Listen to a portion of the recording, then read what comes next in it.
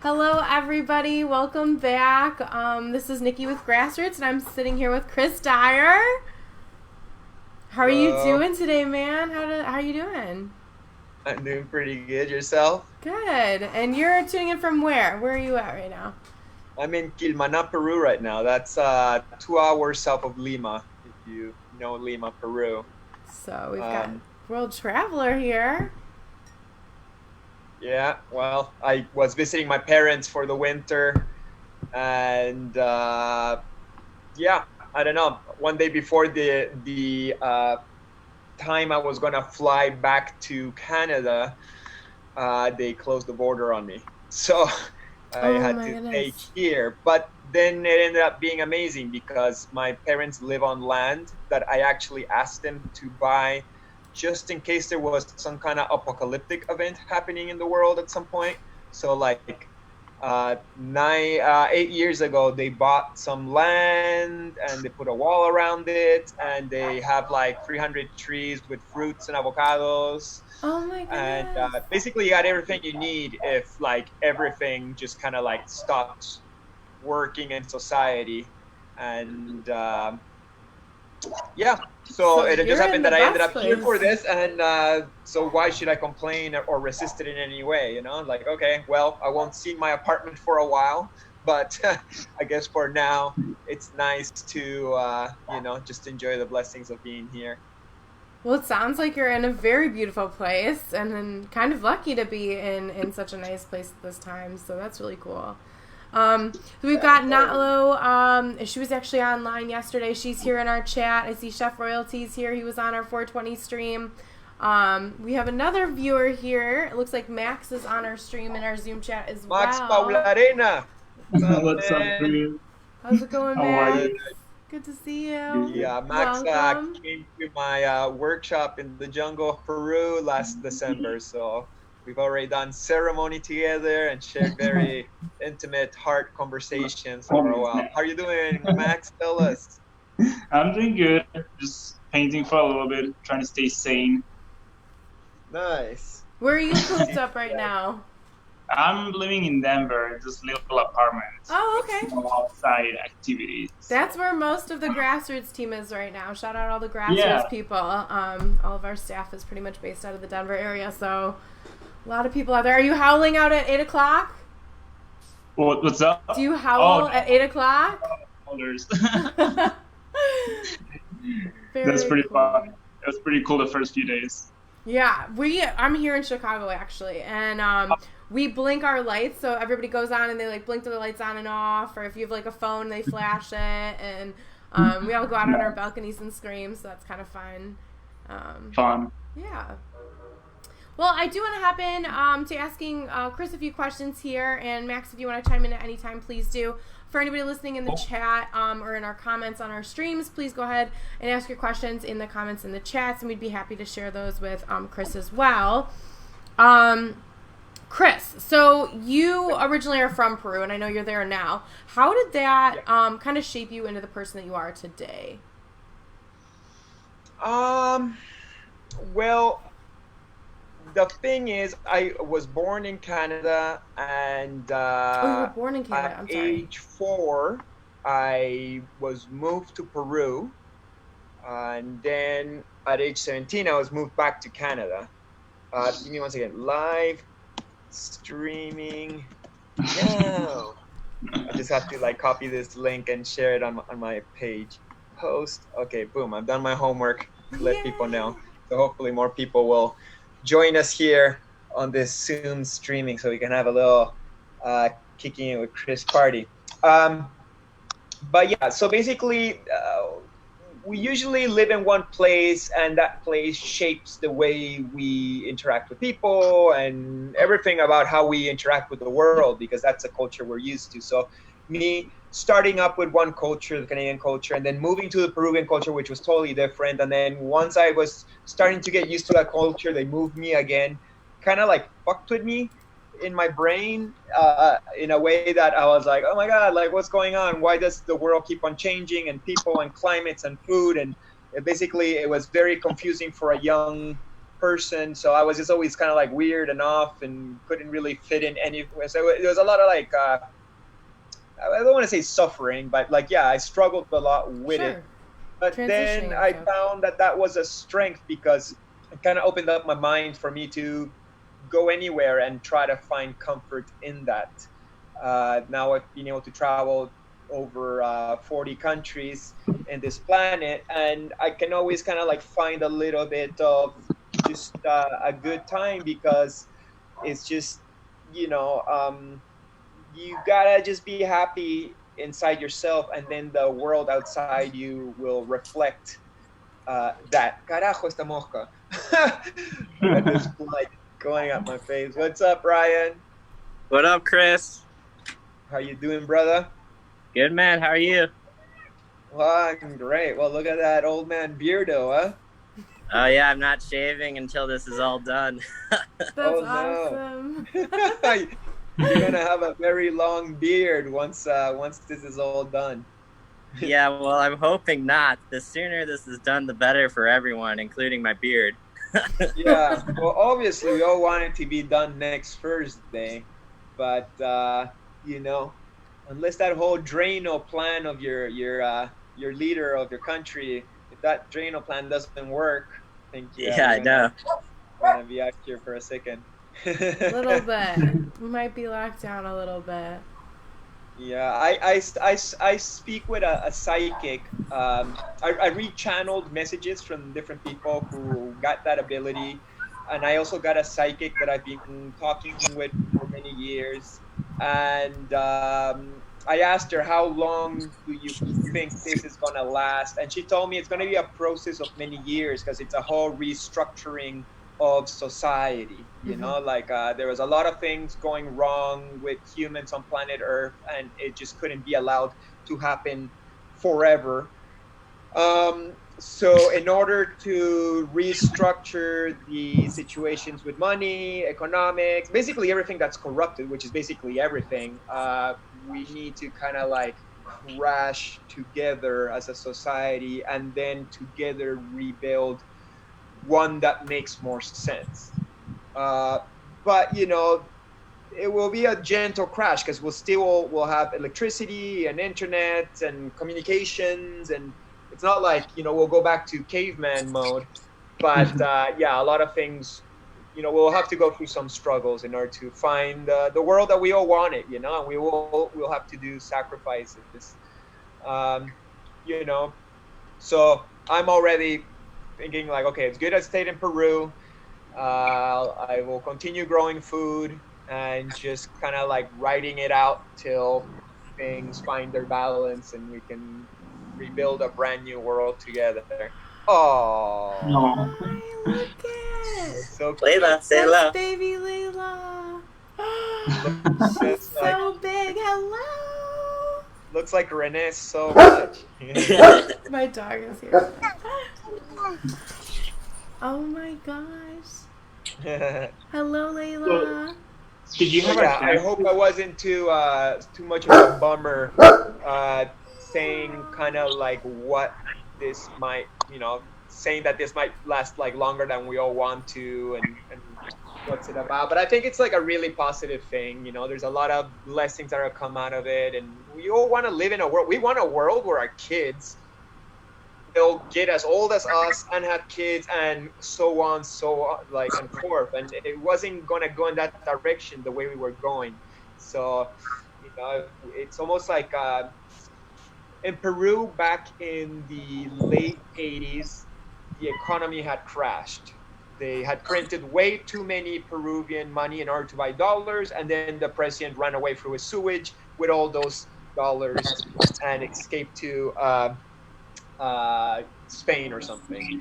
So the new president had to come in and do what they called a shock, which was basically like half a year of where everybody had to, like, you know, where the economy kind of like jumped, like what costed $1 one month would cost $10 the next month, $100 the next month, $1,000 the next, and it made it a really struggling situation for everybody. But after that shock, everything kind of fell back in place and the economy could start from the beginning. So I think right now we might go into some really crazy economical shock. And the sad part of that is that there might be a lot of starvation in the world. And, I don't want anybody to die from viruses or from starvation, but it seems like a possible scenario. And I'm not saying this to scare anyone or to fear. I'm just saying, like, let's get prepared. Let's start, putting gardens of potatoes in our backyard and saving for the winter and making sure that we, can cruise out through the harder times. Like, I'm all about positivism and that everything's going to come out all right. And I do believe everything's going to come out right. But it's also good to, like, be wise and prepared and not take, not get too confident that things are going to get back to normal too soon, especially in your guys' country, like in Peru, they put martial law right away, and still the numbers are at, like, 20G affected, and that was like right away. Everybody was in their houses with army on the streets being like, nobody leave, and like it's being like, really Do you, super th- do you think martial law is the right thing in these type of scenarios? Look, I hate to say yes because it sounds like I'm supporting a totalitarian government, but in Peru, they did it right away because Peruvians break the law. And this is not a diss to Peruvians, but if you don't tell them, like, if you go out on the street, we'll put you in jail, everybody will go out. And they all say, like, oh, fuck this shit. I want to have fun. I want to go and drink, blah, blah, blah. So they're not selling alcohol. And if you get caught outside, you go to jail for 6 months. Not right now, but after the quarantine is over, as to not create infection in the jails neither. But the government's also done, like, a lot of social services where they're, like, giving, like, 1 million iPads to poor people so they can continue studying.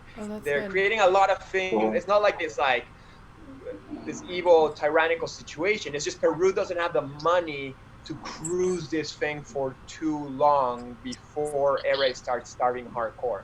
So they just want to, like, they want to crush it out. They were just like, okay, let's just really do social distancing strictly, and the numbers are relatively low, but the quarantine keeps on extending. Till this point, it's still going to mid-May, and we've already been in strict quarantine for 40 days. We're safe here in our little town, in our little land. I really just don't want my parents to get it. And actually, I don't want to get it either. Once again, my psychic told me that it's more than an infection to a lung. Like, people are still figuring out, like, what's corona, what it does for you. And yes, it damages your lungs. But she also said, like, it thickens up your blood and it fucks with your testicles and all these other things. It causes you permanent damage. So I'm like, okay, I really don't want to get this. I really don't want to go out there. I hear now that there's plans or ideas or theories about, what's it called? Massive immunity, or what's the term? Basically, people going out, getting the virus and then healing it in themselves, and then they're immune. Like exposing themselves. Right, to kind of like work it out through society. I don't know if that's the solution, though I'm open-minded to anything. I was talking with Charles Eisenstein recently, and he has a lot of philosophical questions, and he also is very honest about him not knowing what's going on or what's the solution. But one question we do have to make ourselves as society is, if this keeps on going on, and this way of living becomes the new normal, let's hope not, but if this is what happens, we are going to have to, like, have a conversation as nations and as humanity of what do we prefer? How do we want to live?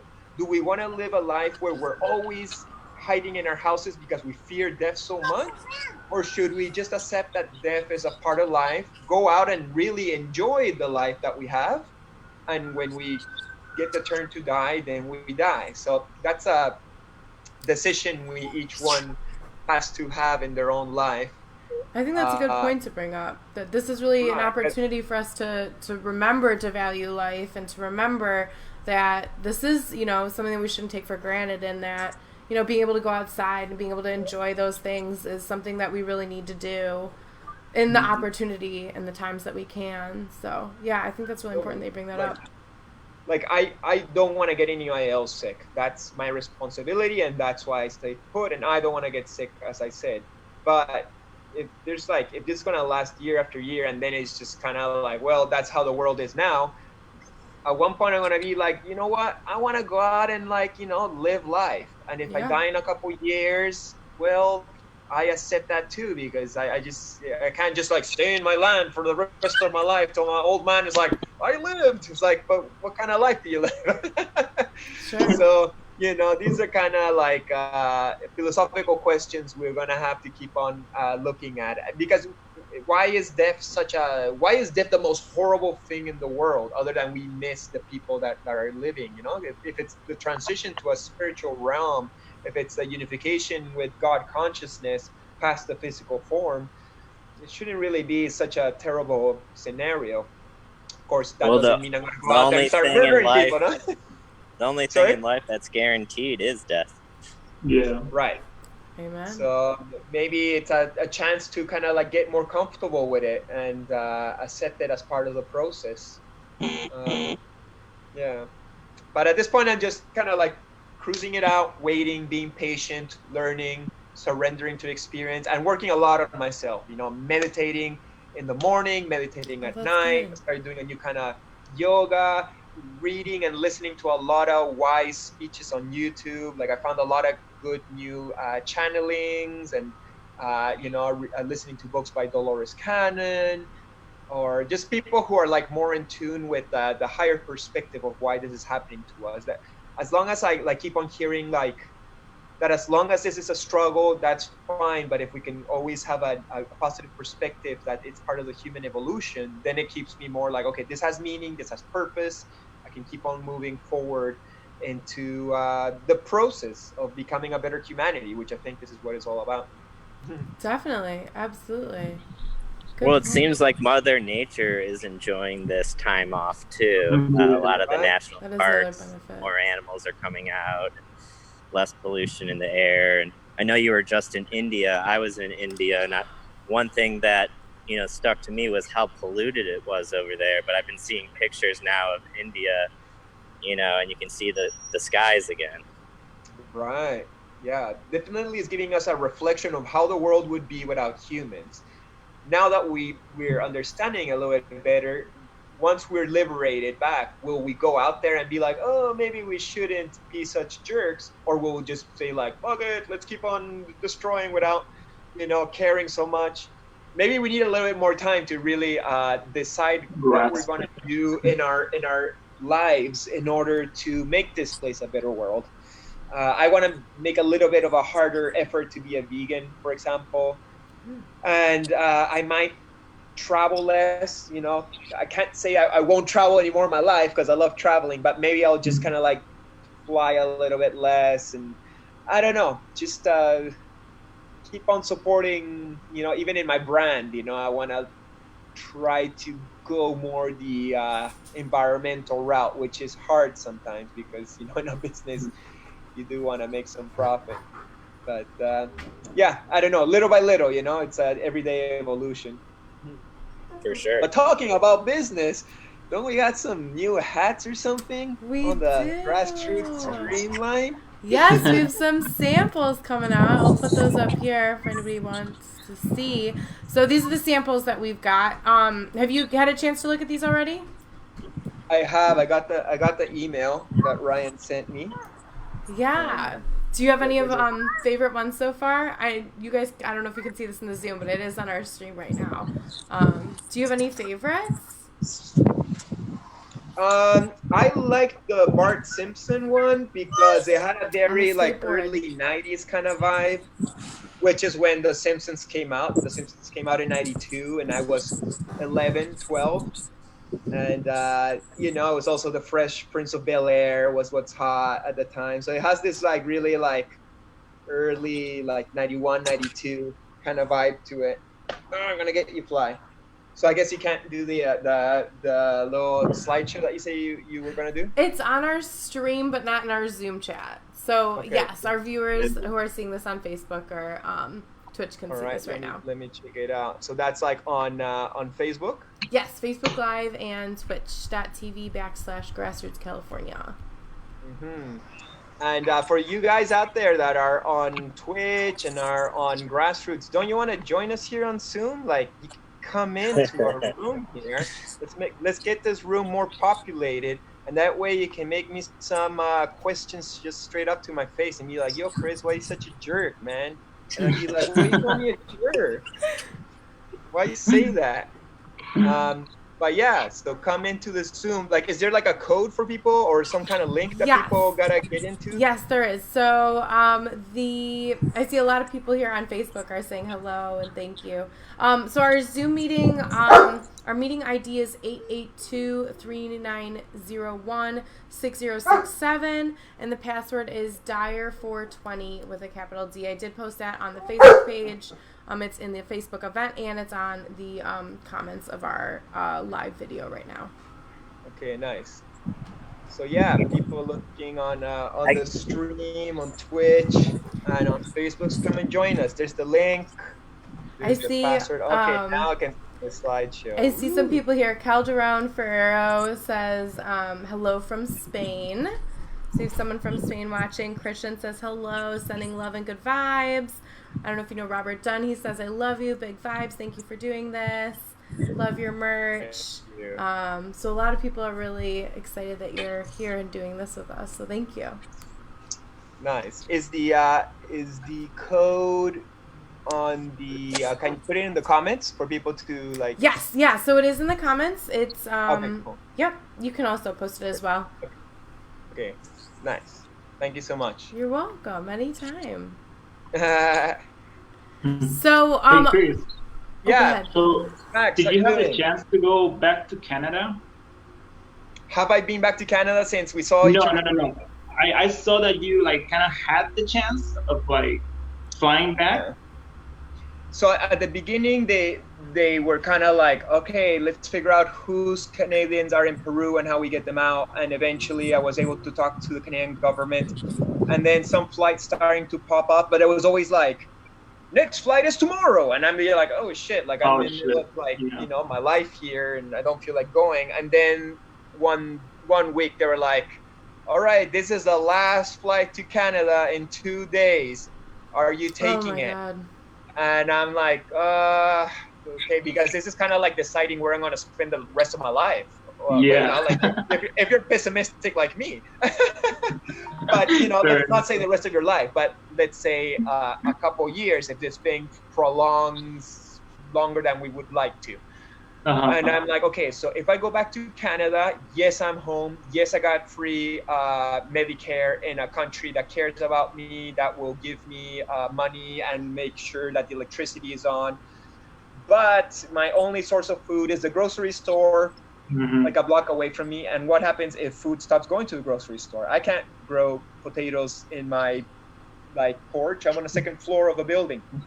And you know, and the weather is cold in winter, and that's like 6 months of snow. You can't grow much in snow, and I live alone. You know, like Ariane is in Florida, so I'm, you know, like I would just be alone in Montreal in my small apartment, as opposed to in Peru, where I got a house and my parents are there and they cook for me, and I got a whole farm. I can run every day. I can be in the sun and everything. So it just seems like, dude, like, why are you running away from blessings? Accept the blessings you got, and you know, whatever. You won't see your things for a while, and that's what really kind of makes me think, like, do I really need my toys? Do I really need my records and DVDs? Like, they would be entertaining, and sure, I could have my bigger computer to do some work and canvases and materials, but right now, priority is for me to survive, live, just grow as a spiritual individual, and maybe do some art too if the art materials last me long enough. Other than that, everything else is details. So, yeah. Thanks for asking. Cool. I like that. Yeah. Where are you at? In Colorado, right? Yeah. I wish I was in Mexico too, but there's no way to get in there. But yeah, depending where in Mexico too, because True, I think, true. Chris, so I know you published a book other than just your coloring book. What was that experience like, and what's in that book? Well, I got a few books other than my coloring book, which just sold out. I sold the first 2,000 copies of my coloring book, which is crazy. That's awesome. I have done 2 books, and the first one that I published was called The Sunlight Chronicles, which was basically my journal from when I was 22 years old to 23 years old. And it was just like drawings and writings. And that was a small publication. It was only 500 copies, and it already sold out also. And then I had a coffee table book, which is Positive Creations, and that was like 257 pages, full color, all my art up to 2010. So it's been like 10 years since that book came out. I'm kind of due for a next book, but I guess now is one of those opportunities where I'm like, well, Chris, maybe you should start putting things together. But I'm working on a laptop, not my big screen desktop and stuff. So yeah, less easy. But yeah, no, I love doing books. I've been doing books since I was like 8 years old. I would make books where I would cut G.I. Joe's catalogs and Transformers and then stick it, and then I would use a typewriter to write the information, and it was called Dyer books. You know, this is 1988. That's and incredible. so always in my life I was always making little books and stuff. So now that we're in the future and I can do it on a computer and move things around and move the type and correct, it's so much more fun. And for me, it's kind of like delivering a PhD or like a master's thesis. You know, it's like, okay, this is the last 10 years of my life. Here's my service to you in the expression of my art and being. So yeah, I love doing books, and I actually look really forward to doing the next one. Hi. Hey, cutie. Hello. Well, we have one more person in here, Tribu Arcoiris. It looks like it's a waterfall or some kind of mountain. Oh yes, look at that. We got a nice little site down here. Well, bienvenidos, gente. Gracias por unirse a nosotros. Welcome, welcome. So what else are you doing during your time in quarantine right now? I know you're. Are you able to work on art then, or is it mostly just kind of hanging out on your laptop? Yeah, no. I've been spray painting murals here in the land. I'm kind of running low on spray paint, so that's been, I finished that one. I painted my surfboard. I got enough Posca pins. Then I just painted a skateboard. Where is it?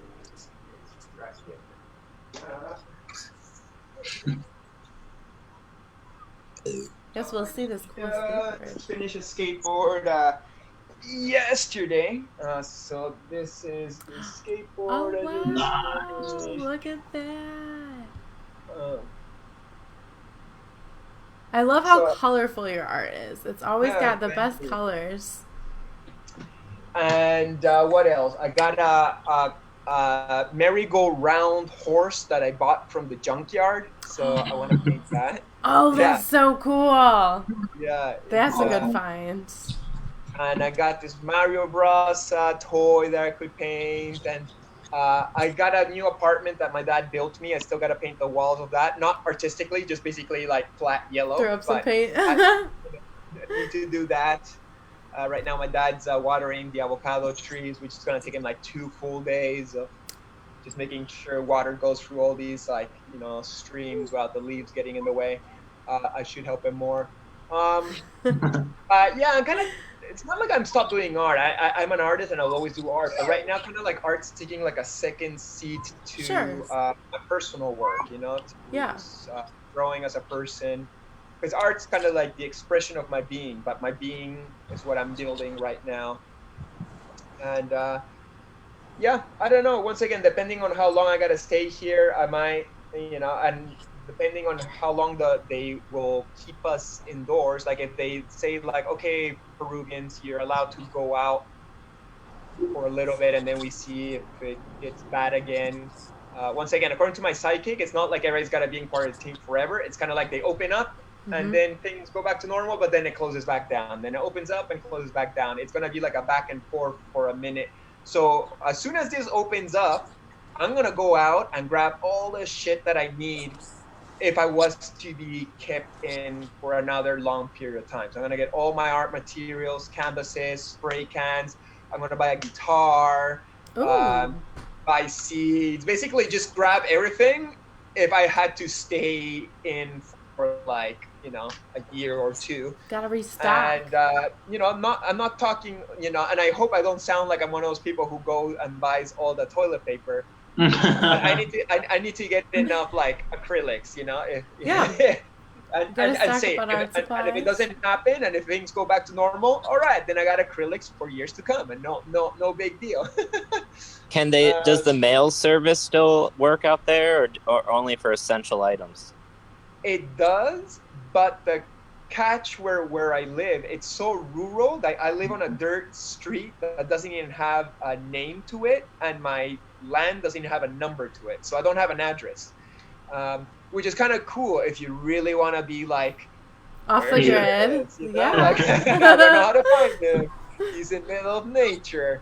That's cool. So yeah, for now it's been fine. It's been 40 days and I haven't needed anything too dramatically. You just kind of like, try other things. I wasn't going to paint my surfboard to next year, but since now I have the time, I'll do it, and so on. So you just flow. I'm a Pisces. I'm a fish. I'm watery. I flow with the experience and always try to find the positivity in it and the growth. That's very cool. Did you do anything special for Earth Day? One of our fans on Facebook asked. Oh yeah, cool. Yes, I was part of an event with this group called Unify. So they had a bunch of visionary artists all painting together. So basically it was like, Randa Roberts and Morgan Mandela, Amanda Sage, Simon Hajduk, Catherine Ka, who else was on there? Olivia Kuri.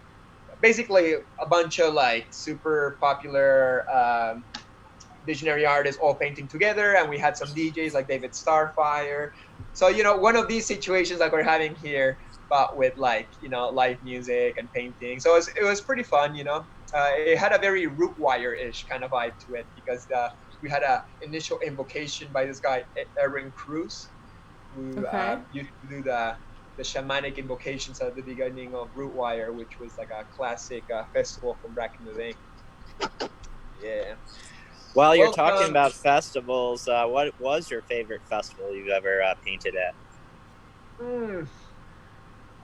That's difficult because I like different festivals for different reasons. Like, for example, once I was in a festival in Norway called the Midnight Sun Festival, and it was so high up in the hemisphere that it never became night.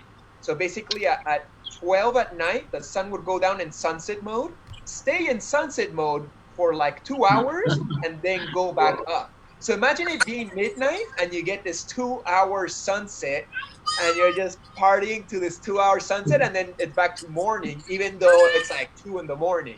Oh my goodness. Yeah, and at the same time, it was in an island that was like 700 people with the most gigantic, crazy mountains everywhere. So that was really trippy. Like, I'm not into psytrance, and I was like the kind of hippie from Norway is basically everybody dresses in black, and it's kind of like a more like dark kind of hippie. But it was a cool experience. Techno. Then you got Root Wire was a classic. Alchemine was amazing back in the day in Hawaii. Then you had the Oregon eclipse was super potent because we had so many tribes join us. Hey, Chef Royalty. This is Chef Royalty. Nice bowl of soup behind you as you do a nice dab. You see, he's wearing your robe. He's got your robe on with the eye mask. Yeah, man. Oh, and he even has the eye mask. I lost my eye mask. I loved my grassroots eye mask so much, and I just lost it on traveling, and now I gotta go back to bandana, and it's just not the same. I guess we'll have to make another one. Yeah, totally. Yeah, like it'd be great. Now, today I released face masks, so it'd be great to have the face mask on the mouth and then the eye for the face, and then you can't even see my ugly face anymore. Perfect.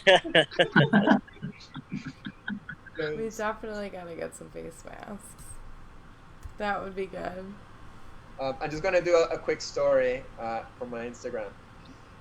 Hey guys, I'm right now live with a few friendly peoples out here with the Grassroots California family. So come and join us. Link is on their Facebook page for Grassroots California. So join us and make me some questions. Woo! Thank you for allowing me to do that. Very cool. Anytime. So you can make me another question if you want. Yeah. So, can we talk about psychedelics really quick? Is that cool? Yes. So. You're not a cop, right? No, not at all.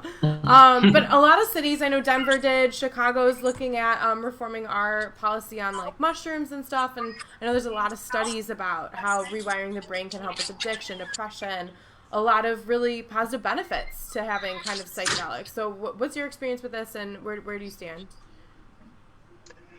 I've tried a lot of things in my life, and some things have been good at one time and not good at other times.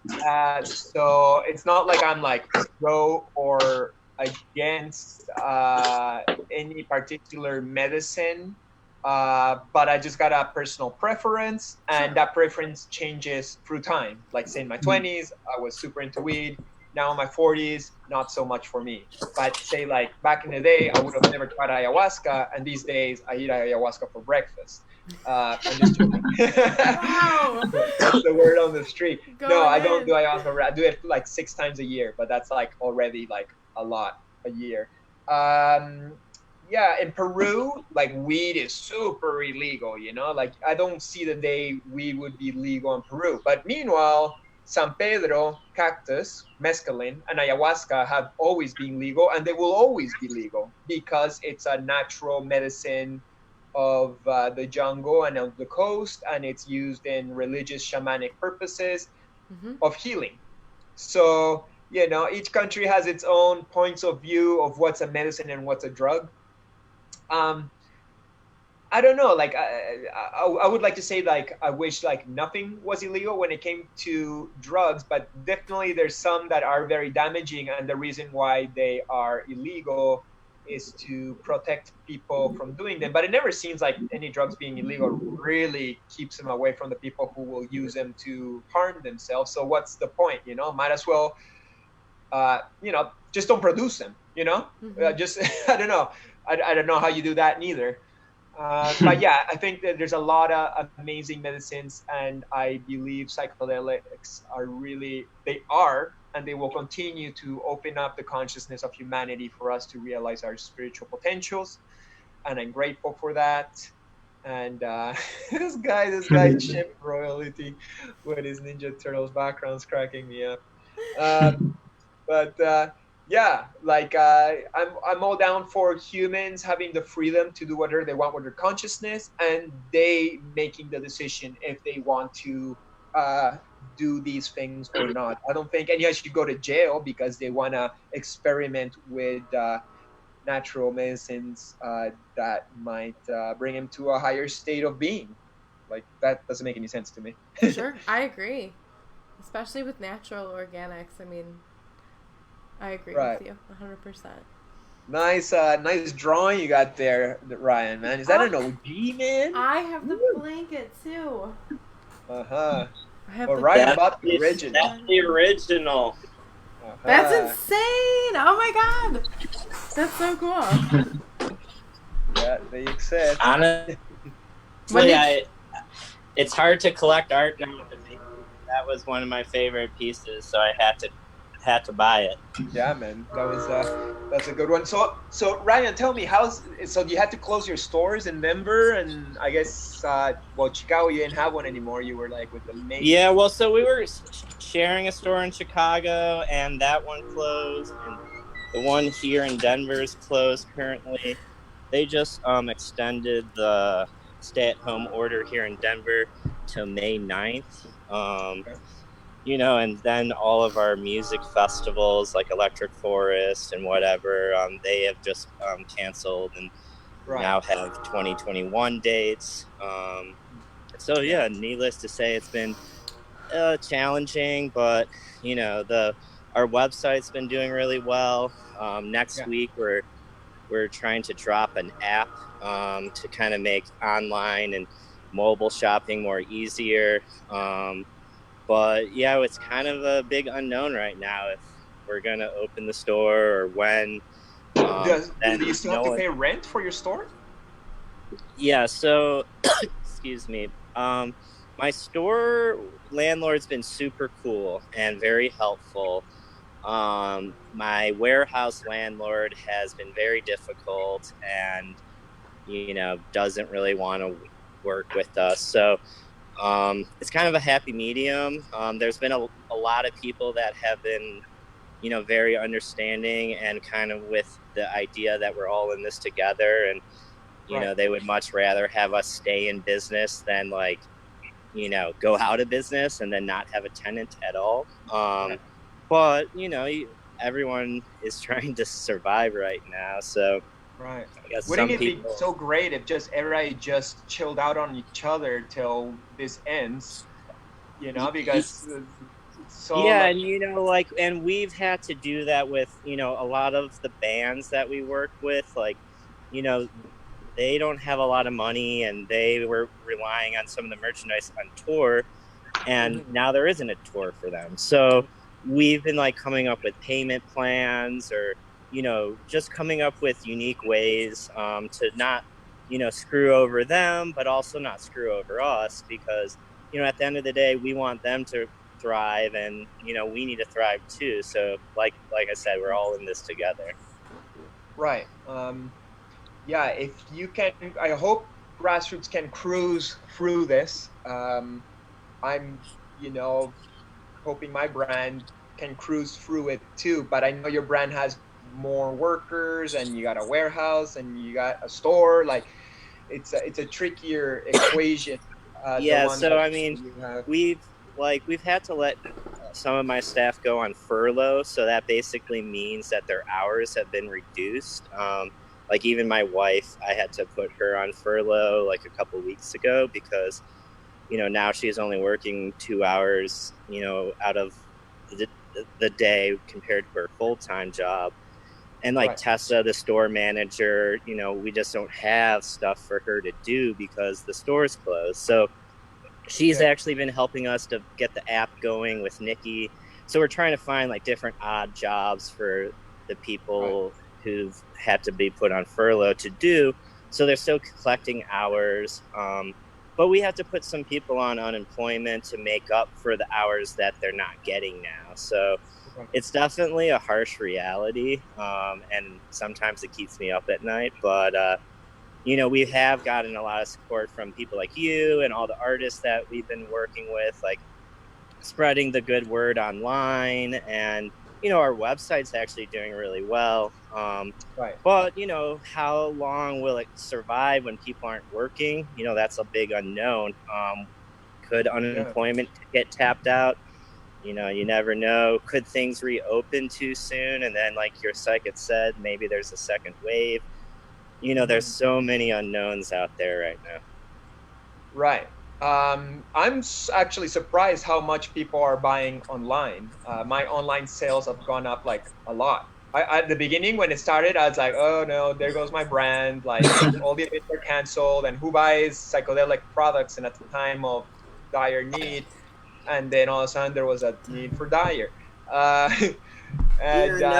We've gotten so much support online. I was surprised too, and we've tried to apply for the small business loans, and so far we haven't gotten anything approved. And honestly, it's our fans that are, keeping us afloat right now and allowing us to still pay our rent and also keep, as many staff as we can on the team right now. Right, because your government doesn't support you too much, right? They gave you one check of 1,200, and that was it, right?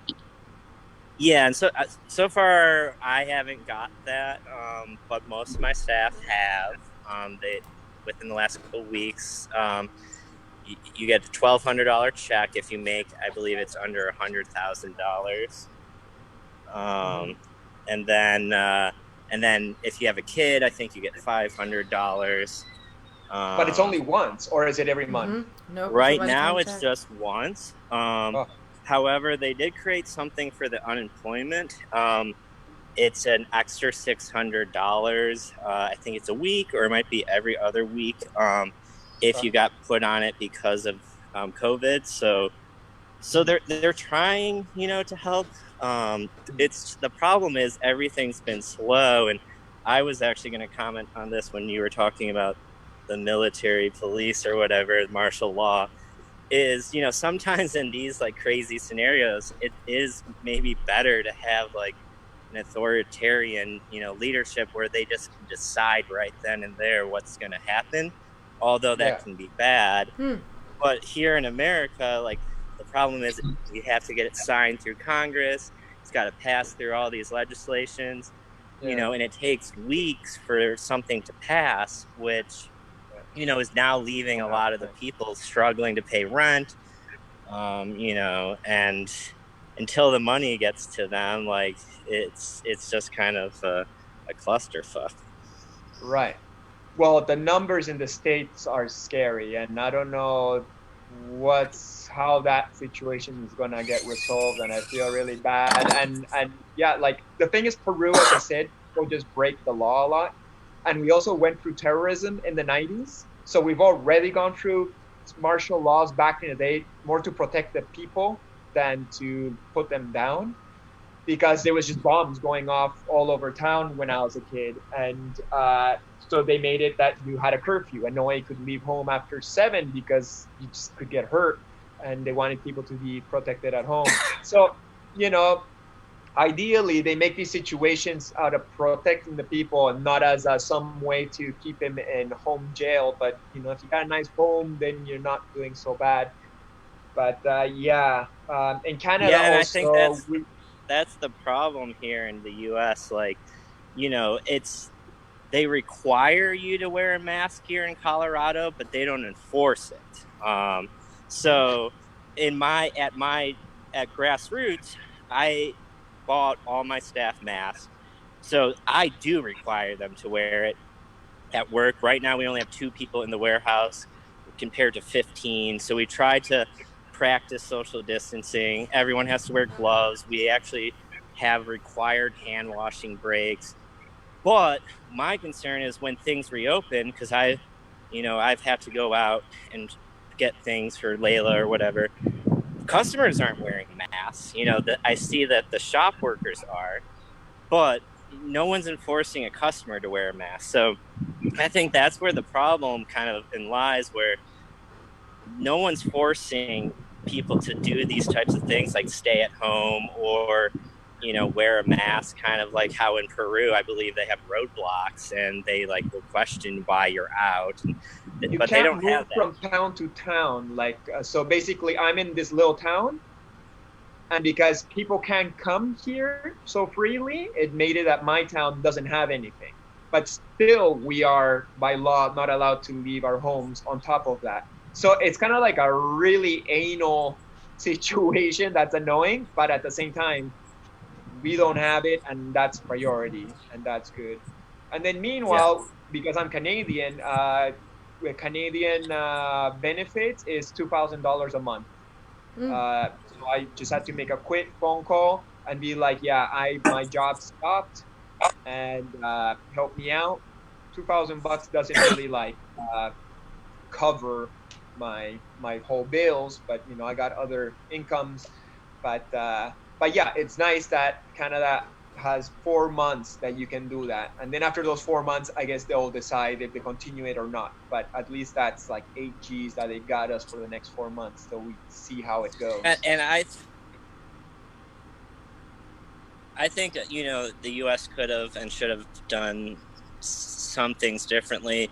They're requiring me to not open my store. So if they're requiring me to not do something, then they should provide something more to small businesses, Right. whether it's waiving their rent or helping with their payroll.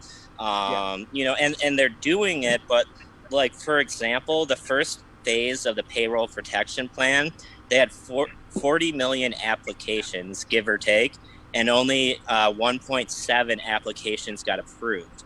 So, you know, if you look at the percentage of how many people they actually helped, and then they went and helped a lot of these big corporations, you know, where you're actually seeing some of them are starting to return their money. Like Ruth Chris got $20 million from the program, and they're actually returning the money. Wow. And same with like Shake Shack got 10 million and they're returning it. But it really That's left huge. like, you know, the small companies like me and, you know, other people kind of left out. But they did just approve a phase 2. So we applied for phase 2. Who knows if we got it. Right. But, you know, I think this is a dangerous time for small business. You know, I just went on a walk today with Layla, and I saw many signs of just small, like, coffee shops, and just saying that they're shutting down their doors for good because they can't weather the storm. Oh man, that's so sad. Yeah. One entity that I was sad to see had to close its doors. I shouldn't say it. They haven't really announced it, but it's only is there a lot of people looking at this right now? We have 50 on Facebook and Okay, so maybe I won't 13 say on it, Twitch. and I won't say it in public though, because I don't want to get the word out. They deserve the chance to announce it themselves. And you guys know I got a big mouth already. Like Base Nectar hates me for leaking his poster and such. So I don't want to. We have to talk about that. Oh, you want to now? I just don't want to create another situation like that just because I'm always being like, oh yeah, oh shit, that's other people's information, not mine. But yeah, there is a school of visionary art that won't weather the storm, and that's very sad, you know, because these are like really small, positive, you know, entities that are here to help empower artists and humanity, and this kind of situation kind of crushes that. But at the same time too, gives us the opportunity to see like, hey, maybe it's time for a new chapter. You know, maybe we were stuck in certain ways, and it's our opportunity to reinvent ourselves and find a new way of existence or a new way of learning. I don't know. Everything has a purpose, and I always try to find the positive side to things to you know, make it into something positive creations. Hell yeah. I hope that my brand cruises will start. My brand is like, you know, 16 years old, and it's had times where I couldn't, like, it pretty much was dead, but then it rebounds. It's kind of like an idea, you know, even if the brand actually dies, as long as things go back to normal eventually one day, I think I can always resurrect it if I feel like even doing that. You know, maybe I'll be like, oh, why do I have to do that anymore? It takes a lot of time and it's a lot of stress. Maybe I should just focus on art. I don't know. We'll see. You know, I'm right now just open to whatever the experience is. I have a question in response to that, actually. We recently had a conversation with another artist about the transition between having art as a hobby and art as a profession. And that's a really big step for a lot of artists, especially young artists. So do you have any advice, or do you have any experience that you can share with people who might be in a similar situation going through that transition? Sadly, I usually say like, yeah, go for it, do the jump. But maybe this is not the best time. But if people are already in that process, I'd say like, keep on going, following your heart. Because once again, I believe this whole quarantine situation is an opportunity for us to become our potential. And this is not the time to be like, oh, fear won and I'm going to throw my dreams in the garbage. No, I've been brave enough to follow my dreams. I will keep on doing art. Even if I sell zero, I was born to be an artist and I will do art. And luckily, I got friends and parents and maybe enough fans and clients to help me, you know, cruise by the bills that I have to pay. I don't know. I say this, but I'm lucky because I always have different ways of sustaining myself. Uh, and I have parents who feed me and house me. So, I don't know if it's luck or if I intuitively knew to place myself in a scenario like this, as I said earlier. But as for young artists, this is the best time to do art. You're at home, you got time, you got a lots of things to express because there's a lot of emotions. You need to create medicine for yourself and for your community. Go for it. If you happen to sell a painting, amazing. Maybe there's people out there who do have enough money to buy that painting. Great. But definitely, this is not the time to throw the towel if you're already in the process. Like what else are you gonna do? Go and work at the market? No, the market's not working anymore. So you're almost like forced to keep on working at your passion and figuring it out. Maybe this is the best time for you to get on a computer and research. All right, how do I reach more people? How do I sell more products? Or maybe find a manufacturer on demand where as soon as I get a sale, that manufacturer can do it and send it to the client. That way you don't need capital to start that particular product. Where there's a will, there's a way. So this is the time to stoke your fire. That depression, that sadness, that fear, transmute it alchemically into the fire where it's like, motherfucker, no one's gonna defeat me. I'm gonna fucking succeed even at time of quarantine, and go and get your dreams. So yeah, motivational speech. I love it. I totally relate to that. That's really good advice, though. Yeah, I came back from the workshop at Peru like super motivated, and I was like full power, and I started like applying to festivals, and I got into the Denver Art Society, and I was like ready to do all this shit. And then I just, the situation presents, and I just have to stay home, and I cannot go to the festivals where I was applying, so I just had to like, okay, that's what I have to do right now. Just keep doing art and do it from home and keep working on what I was working on. Right. It's a tricky situation when you were just getting your bearings going. Like, for example, Ariane, she was just getting her cacao ceremonies, and she had done her first workshop and it worked out, and then that's it for a minute. Now she's got to do it online, but it's not the same, Yeah. So I do understand the struggle of people who are just starting up movement, and now they kind of got to like just wait it out. But I guess this is a chance to work on other aspects of it. Let's say, like you got your art business happening, and you learned that if you go out there and are motivated and you can reach out to people, okay, so by the time you get to this festival, maybe in a year or two, your art will be like double as good because you were home just fucking pounding and get yourself to a level that, really makes it that when you get to the festival, people are like, whoa, who's that guy? It's Max Paularena. Woo! Yeah, and for me, on a different standpoint, I actually just bought a food truck this summer, and my plan was to go to all these festivals and events and kind of like, different than art, but, so like what I've been doing is I've been like looking at all the restaurants and food trucks that are thriving right now and how they're converting to online sales and contactless deliveries and things like that, where I kind of feel like I almost have a head start because I did invest in the food truck itself, but now I'm kind of seeing some restaurants failing and others succeeding, and I'm kind of getting to learn firsthand what is doing good for others, and now I'm trying to implement that. Like for my food truck, we're developing a website for it, a way to order it all online, so you never need to talk to the person, touch any cash or anything like that. So as a business person, it's similar to an art person.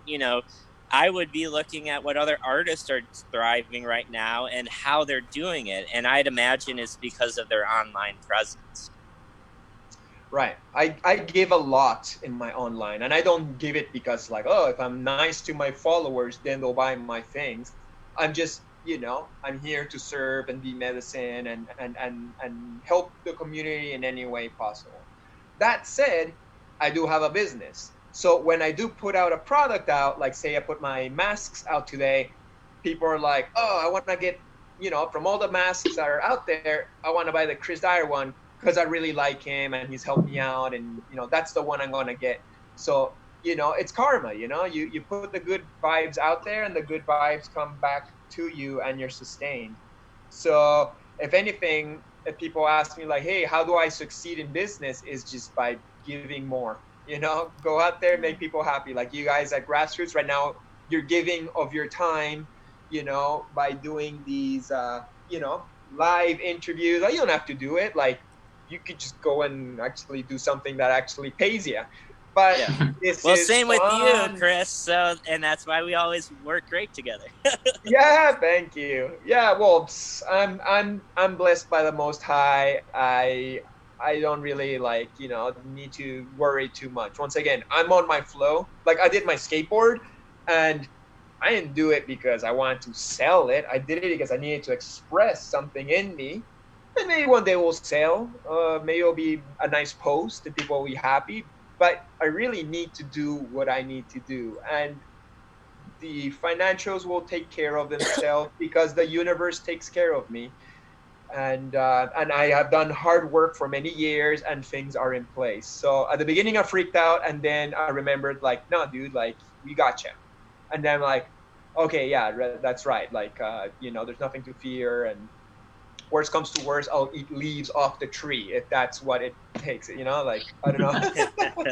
I don't hope it will get that bad, but I just can't live in stress. Even if things are difficult, I still want to be happy and say like, wow, the sun came out today and it's a beautiful blue sky, and that's enough for me to be happy.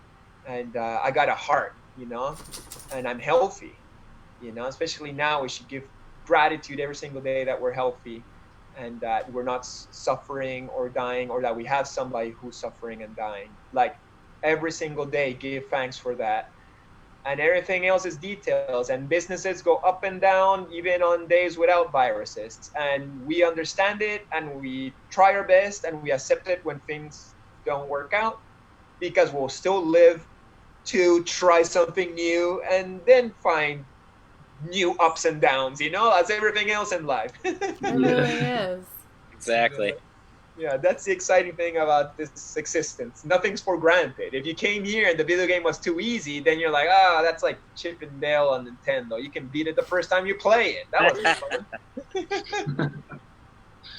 So last week we had Aaron Brooks on one of our live chats, and he mentioned that one of the collaborations that he had with you, where you guys did like half the piece and then mailed each other the piece, and then you guys finished it, was one of his favorite collaborations. Do you have a favorite collaboration, or do you have any ones that stick out to you? Well, that collaboration with Aaron was interesting because we did it together at the Gym and Jam, the second time we collaborated there. And it was 2 canvases, and we made one face made out of 2 faces, which I've done that kind of like idea before. Like I did it with Jimbo Phillips, for example, with 2 skateboards, where 2 halves of the face makes one giant face, and it's fun because it's so different. But the funny thing of the Aaron one collaboration was that I drew my side and he drew his side, and then we switched it, and I painted his side and he painted my side. So basically, he painted in a Chris Dyer drawing and I painted in an Aaron Brooks drawing. And he draws very different from me. He does all those folds and lines. I really enjoyed painting in his style, because there was a lot of minuances and things that I don't do, while mine is very much about section. It's all these little shapes and things, and it's less organic. It's organic, but it's more like smooth in a way. And so he had to find his way to paint that and make it all messy again, because I'm so anal and clean. So yeah, it was very interesting. Other collaborations I've enjoyed, of course, I really much enjoyed my collaboration with Randall Roberts, because he's one of my best friends and it just was so flawless. My collaboration with Amanda Sage was interesting too. You know, we did it in Australia back in 2012. And my part of the collaboration took me so long because once again, I'm so anal. I do all these little details, and she had to do like the realistic face in the background, and she did it in like 2 days, real quick. And she didn't even have the reference to the face that she was painting, which was the face of my wife at the time. And she still crushed it, you know, because she's so talented in that style. So yeah, what other collaborations I've done? Well, there was the Jimbo Phillips, of course, and yeah, and there's others with spray painting. There's, you know, I don't want to say that anything is more blessed than others. Oh, nice smoking pen there. Yeah, that's so. Yeah, I hope that they still do another one. It's Bart, right? No, Bart or Bert? Yeah, Bart Simpson. No. The name of the guy who does those pens. No, that's his name is Brett, but his nickname is Bart because people think he looks like Bart Simpson. Okay, cool. That's I funny. hope he still does another pen, and I know he was gonna do a bunch of weed boxes with my art this year. Yeah, I don't know if that will still happen, but yeah, I've got the OG.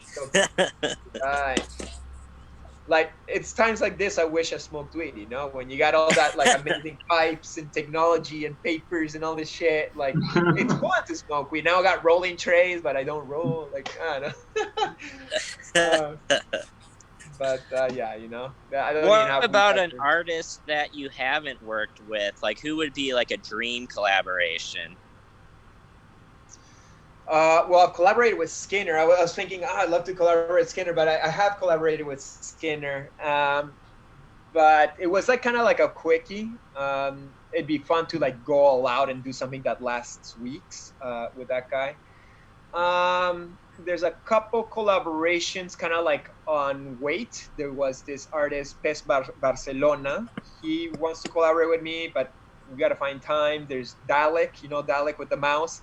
He's also down to collaborate, but I've also not found the time. There's this other artist from British Columbia that's an amazing painter, but at one point I was going to collaborate with Luke Brown, but that just hasn't fleshed out and doesn't seem like it will. Yeah, I don't know. There's just, Guri Arte is a street artist from Argentina who I'm really fan of. So that would be more like a spray painting mural styles. I've never properly done a collaboration on canvas with Ariane. We've only done murals, so that would be fun. Yeah, I don't know. There's a lot I want to do in my life, and I'm just trying to take it 1 year at a time. You know, like, okay, this year I'll accomplish these paintings and hope for the best, and then hopefully there's always a next year to be doing these things. Yeah, and I know you've traveled around the world, and I see your murals on Instagram, like all over the place. What's your favorite place you've visited and done a mural at? Well, there's places that it's so fun to paint. You know, like Berlin is a great city to be a street artist. Brooklyn is a tough place to find walls for me, at least, but that was cool. I love painting in Nepal, and I love painting in India at the abandoned Beatles ashram. Then painting at the Bob Marley Museum in Jamaica was a fucking gift. Then I also painted in the Russia Street Art Museum, and that was very exciting for me. I don't know, there's a lot of places that are not very street art that, because I painted there, it made it more special to like leave a mural there. So yeah, there's a whole world. I really hope I can keep on painting. I went to Palestine last summer. That was a trippy place to be dropping murals at a refugee camp, even though it was like the toughest place I ever had to paint, because I've never had a place where people are actually fucking with me. Yeah, I don't know. It's endless. I can keep on going. I've never been to Japan, and I've never been to Turkey or Greece. So yeah, there's still lots of world I want to see, and can't wait to explore a little bit more. You mentioned that people would fuck with you. Have you had any like close encounters, or like maybe felt like a little dangerous while you were painting at any times? Well, in Miami, you're painting in certain areas that has like bullet holes in the walls, and well, that Palestine refugee camp definitely had bullet holes around, and you could hear gunshots all the time, and even like people running through town with a sarcophagus, you know, and just lots of posters of martyrs who had just gotten murdered. And but no, he came up. Well, there was this one guy who was playing with a gun a lot in front of me. I don't know why, but I don't think he was doing that in order to like shoot me. You know, I'm there to like serve him. The people who were like screwing with me more in that Palestine situation were the kids. You know, like there was that refugee camp is basically so many adults have died that they'll have tons of kids to kind of replace them. So the population is like 60% kids, and it's very wild kids. You know, kids who are taught to be like really rebellious and crazy because they're going to be the next freedom fighters, or you know, if you see them from the other side of the border, the next terrorists. So yeah, they were like throwing stuff at me and pulling my dreads. Like imagine you're painting your mural and they're pulling your dreads, and you're like, dude, like stop, like I'm here to serve you, and they don't understand you, so they just keep on going. And you know, at the beginning you kind of like laugh about it, you're like, haha. But after hours of it, and they're stealing your cans, and they're running away, and they're using your cans around the. It's like, dude, like you're not allowing me to do this mural for you. And then other teenagers would come and start to like, you know, like intimidate you, and it's just, it was sad that they had to be that way, because I totally went there to serve them. But I also understand that they've been living in horrible conditions all their life, and that's how they've reacted to it. And but it was really hard for me because I couldn't fight back either, you know. If they're screwing with me anywhere else, at least I could be like, hey, stop it. But there I'm like, dude, I'm here to serve you. I can't fight back. And on top of it, I'm kind of intimidated because everybody there has a gun. So it was kind of hard for me. But I've always been fine. That sounds like a really crazy experience. Yeah, well, it taught me that maybe I'm not the kind of artist that has to put himself through that situation, you know? Because there was other artists there who painted in refugee camps in Africa and in Iraq and blah, blah, blah. And actually they were saying like, this is the toughest. But I was like, oh, do I really want to keep on going out there in really gnarly places of the world and be like, I want to serve and I want to paint, but I don't want to be like stressed out while I do it. You know, that's not, I'm too sensitive for that. So I just accept that, you know, I won't put myself in too much stress. Good for you. I hear you. So you call your home studio the Positive Portal, is that correct? The one that's back in Canada? Yeah. So how did that come to be, and what have you got going on over there? Well, the Positive Portal has gone through many incarnations in the last few years, because I was married at one point, and that our home was a Positive Portal.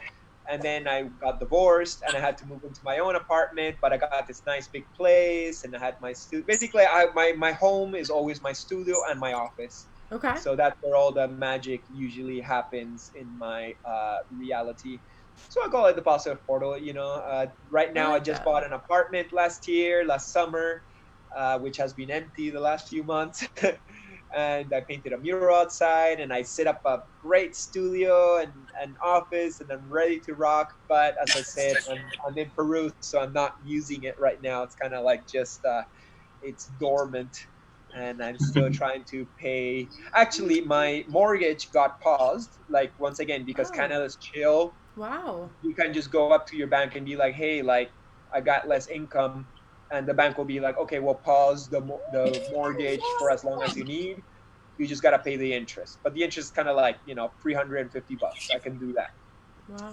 But the ironic thing is that I live in a building that has a condominium association where we have to fix the basement and we have to fix the roof. And I've gone up to my neighbors and be like, hey, like I'm trapped in another country and I just lost a lot of my jobs. Is it okay if I don't pay my condominium fees this month? And they're like, no. We still need to fix the basement. We still need to fix the roof. So give me the $3,000 a month that you need to give us. And I'm just like, come on, man. For sure. So the banks will forgive me, but not my neighbors. So it goes along what Ryan was saying, that wouldn't it be so nice if everybody could just get onto this like plan where we just kind of like go easy on each other for like whatever time we need to till things get back to normal. Like if nobody has money and nobody's making like income, just kind of like go easy on your neighbors till they can, because I know we all got bills, but if people can't pay, they can't pay. And what are you going to do? Put them on the street where they're going to get the virus? Like, no, you got to just be patient. Yeah. Yeah. Welcome, Alexis Holmes. In America, most of the banks will give you like a 3-month, I think they call it forbearance. And basically it means that you don't need to pay your mortgage for 3 months.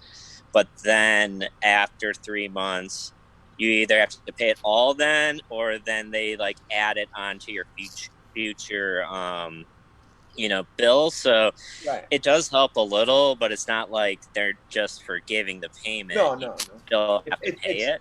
It's the pause. And if anything, you end up paying more because I still got to pay the interest to my bank, as I said, for 3 extra months than I would have if I wouldn't have paused it. But whatever, like I'll pay $350 if it saves me from paying the other $2,500 that I pay for my mortgage every month. So it does help. The tough part for me, and I hate talking about money on air, it's public, and money is such a nasty topic. But the week that this whole situation with the virus happened, I got hit by my taxes, and taxes in Canada are a lot more than in the States because we got good social services like free Medicare and free schooling and all that stuff. Mm-hmm. But because I had bought in a home, all of a sudden they sent me my tax bill, and that was $30,000. So I got this bill of 30 G's, and I'm like, oh my God, like that's gonna be killer. And then all of a sudden I see like, oh no, all my summer events are getting canceled. That's where I was planning to make that money. It was a very stressful situation at the time. And now when I'm pausing these other bills, like my mortgage or whatever, it's so I can have a chance to save up just to pay my taxes from 2019. Anyway, my apologies once again for talking about money, but for those who think that just because I'm Chris Dyer and everybody knows me and I got a brand and all this shit, it's like, yeah, but when you go to a higher level, you also got bills that are the next level too, and people don't realize that sometimes. Sure. Well, I think it's important for everyone to be honest, with one another now and understand that, we might be dealing with things differently, but just like Max is dealing with not having music festivals, so am I with my food truck, so are you with your painting.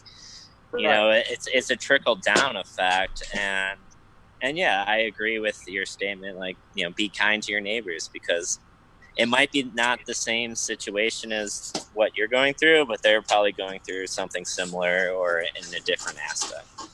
Right. I think it's a good chance to be kind and forgiving, not only about money, but in general. If you had a friend that you had beef, this is a chance to squash it. Like, look, if we're all in this situation of separation together, let it go. And you can still choose to not continue that friendship if you feel that friend is not aligned with the vibration that you want in your life, but you can let that go. I think a big crucial thing that we got to learn right now is to let everything go and accept and just remain in love.